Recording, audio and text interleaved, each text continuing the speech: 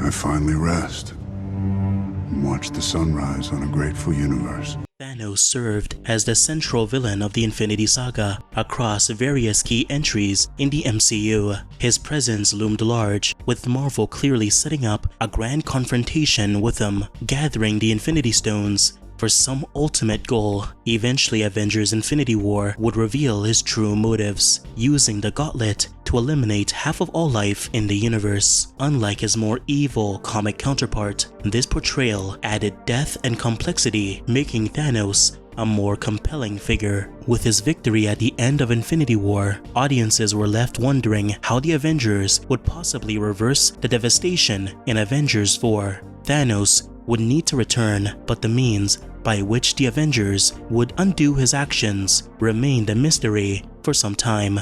During the lead-up to the sequel, the Russo brothers said something very surprising: that Thanos' story was complete. He had fulfilled his purpose and had no further reason to fight. This was unexpected given his role as the saga's central villain, but it did make sense.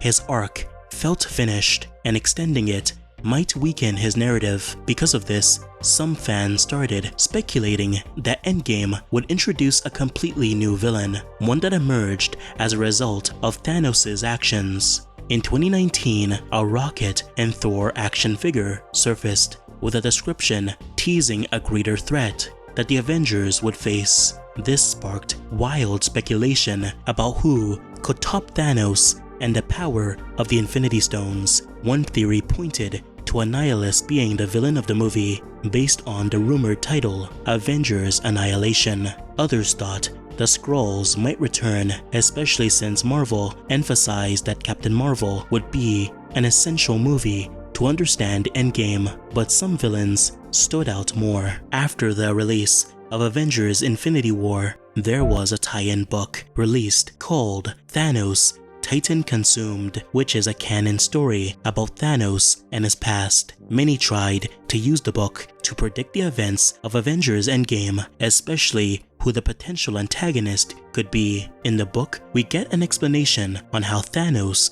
found out about the Infinity Stones. He speaks to the lore speaker, who tells Thanos that the Infinity Stones are hidden because they are too powerful and because the Celestials and those they fear keep an eye on them.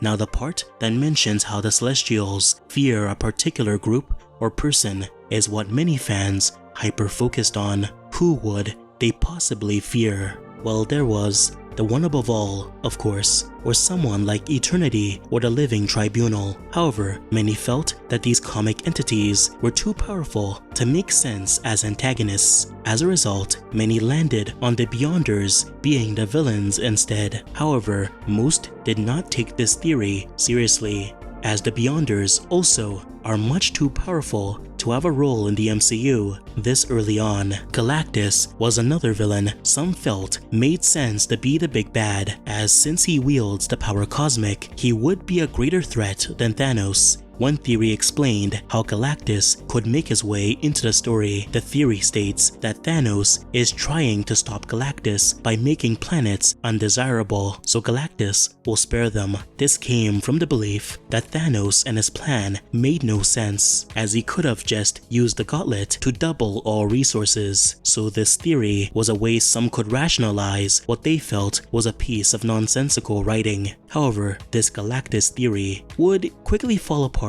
because at the time, Disney had yet to finalize their acquisition of Fox. Adam Warlock was another obvious candidate for the next antagonist. In the comics, he played a major part in the original Infinity Gauntlet storyline. Fans thought he'd show up in Infinity War, especially after being teased in the post-credits of Guardians of the Galaxy Volume 2. It seemed likely that Warlock might join the fight in Endgame, only to eventually go rogue after acquiring the gauntlet himself.